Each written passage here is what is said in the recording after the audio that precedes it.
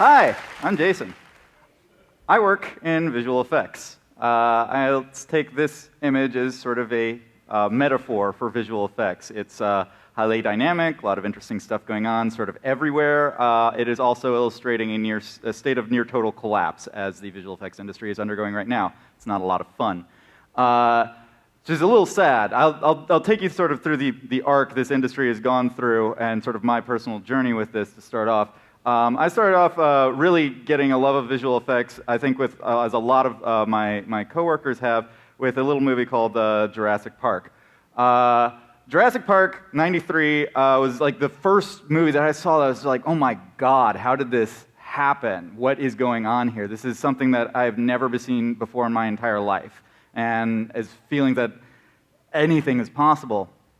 And what's funny about this movie is you go back and you look at it, and there's really only 50 visual effects shots in this movie, and they had a kingly sum of time to work on this movie. They had 2 years of pre-production on this, and then they got like 6 months, and it worked phenomenally well. Now, fast forward to, say, Pirates of the Caribbean 2, where you have, over 1,000 visual effects shots, dozens of CG characters, where there's only 4 non-human in Jurassic Park, and all done in 5 months, start to finish.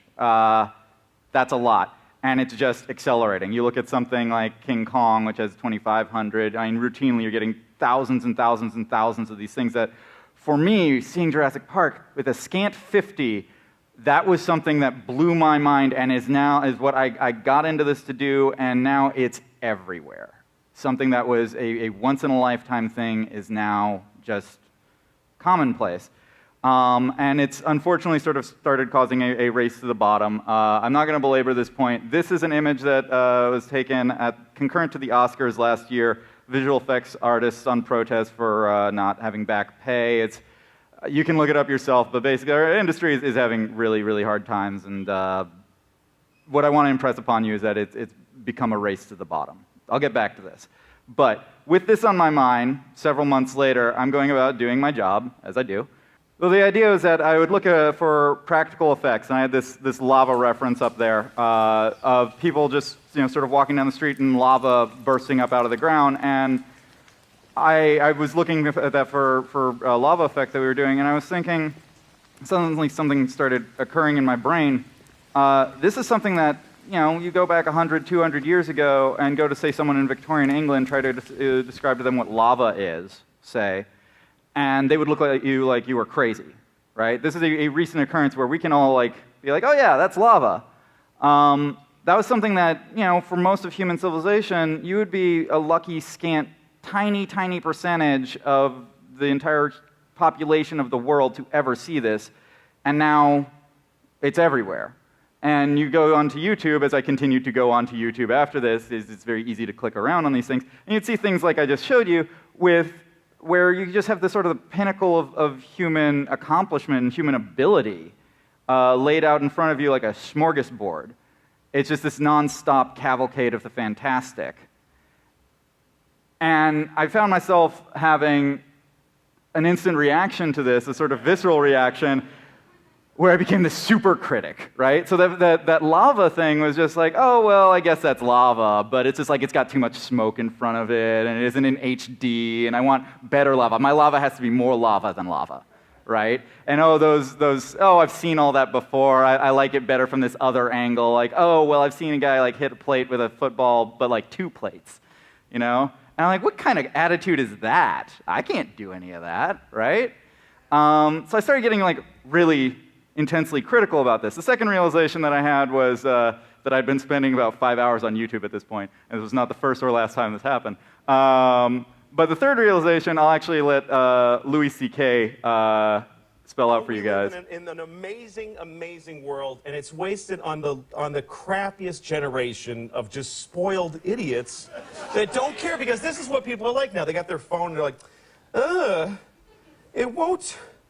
Give it a second. It's going to space. Can you give it a second to get back from space? And he's not wrong. I mean, I certainly go through that fairly regularly. But I started seeing everywhere in myself and the world at large this sort of when all of this stuff that was once in a lifetime and extremely rare became extremely commonplace, and this has happened in my lifetime, it's been accelerating, we start losing perspective, and that starts leading to a lot of really interesting sort of cognitive biases where our brains are short-circuiting, is what I'd argue. So the first thing that where I started seeing this is I continued looking at this effects reference. This is something on YouTube, and this is not uncommon. This is well, the actual act of this is kind of uncommon. It's this Italian earthquake. But you'd see these things where people are conspiracy theorists, and they want to prove that this doesn't exist, that this is fake, this is not real. Being a visual effects professional, I can attest to this. Unless someone is really phenomenally good at this, that's real. And you start seeing this with the moon landings, with 9/11 truthers, with all these people who you start having this weird cognitive bias where your process of reasoning can start at the end. You can start with your conclusion, and when you are surrounded by the improbable and you're drowning in the fantastic, nothing is too outlandish. Occam's razor can go out the window because, after all, everything's amazing. So you start having these things where nothing appears real enough. My lava is not lava-y enough. So that's number one. Number two, we start having this problem of our own deliberations, our own methods of determining what is valuable, what is rare, what is common, what to spend our time and energy on. So a real easy example is the war on terror.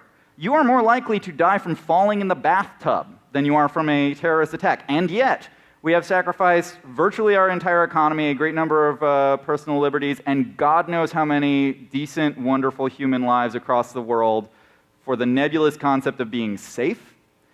And this is just a cognitive bias issue to a certain degree, where I'm not seeing people falling in the shower and dying 24/7 looped on CNN. I'm not seeing this on the side of a like on the side of a building just blown up to gargantuan proportions. It's not viscerally exciting like the whole terrorist thing is. It's like there's no 0 dark 30 for falling in the bathtub. And so we start having problems of like, okay, well, what should I actually really be paying attention to?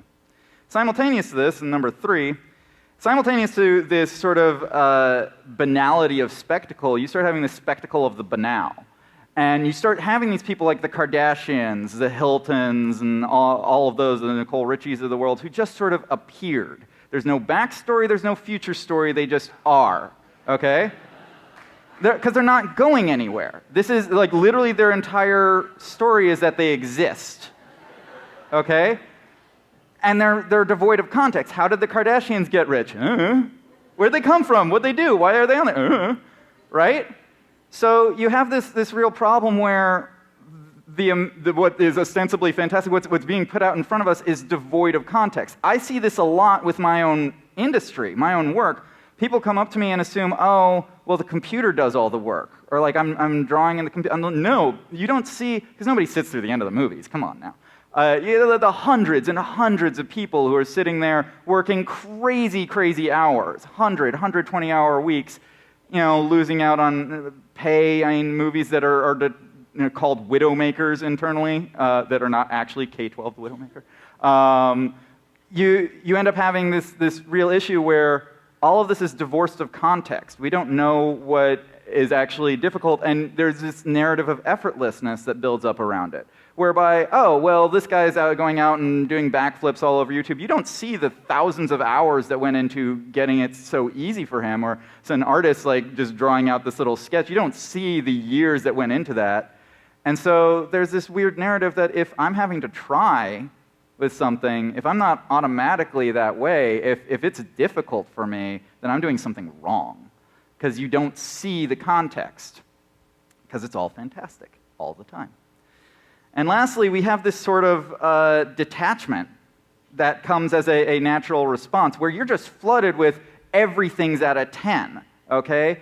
We get the same amount of news coverage wall to wall, like, I should feel really sad that Michael Jackson died, and I should also be really upset that the earth is burning alive. They get the same level.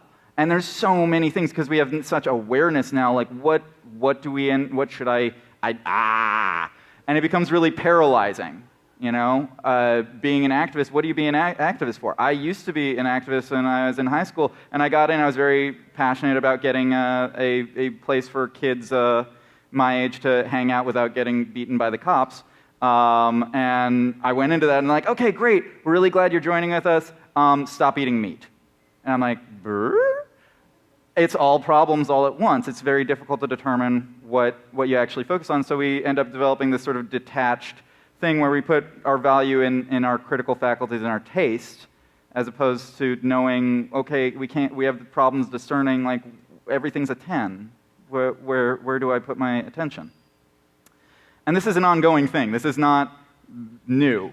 As early as the 1800s, you start seeing people complaining about it, but it's just accelerating, and it's getting worse and worse and worse. And I find myself just sort of sitting there and like having this attention deficit thing of just like, oh, I'm clicking through YouTube, I'm wasting my day, and just lose entire hours into the internet. And what I start seeing is this obesity, a twin obesity epidemic of information obesity, and it's really messing with our cognitive faculties. And so, having gone through a lot of this myself and trying to get better about it and doing a lot of reading, I thought that I would share with you guys a couple ways that I've found in my own life to sort of better myself and gain back a bit of that wonder that I had at Jurassic Park and not be such a snooty, like, cynical critic about it. It's just actually funnily enough, my background. I have a degree in film criticism. So first off, curb your appetite. There's a lot written on this subject. I'm not going to belabor this. I know it's funny to talk about, curbing media appetite by recommending more media for you to consume. But this is actually a fabulous book by Clay Johnson, The Information Diet. But just little things like, put blockers on your internet browsers to stop you from browsing, the websites that you're wasting the most time on after a couple minutes each hour. That has done wonders for my life. There's a million different tips for this. If you're interested, continue on with that. Number 2, just digest. You have this nonstop stream coming at you. We're just eating and eating and eating. We don't have time to actually process and sit down and say, okay, this is what's valuable, this is what's not, relative to each other.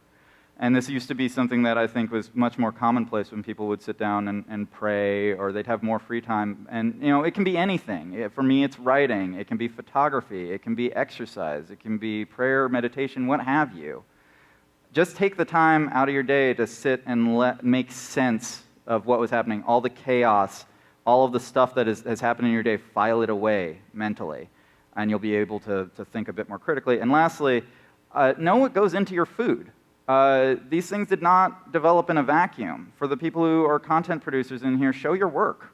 It does everyone a disservice to have this narrative of effortlessness that just ends up becoming paralyzing. Once you start understanding what goes into making things and how you can actually be a part of that, you gain more agency back in your life, you get more of your time back, and you really start changing things and changing your own life for the better. So, thank you. My name's Jason.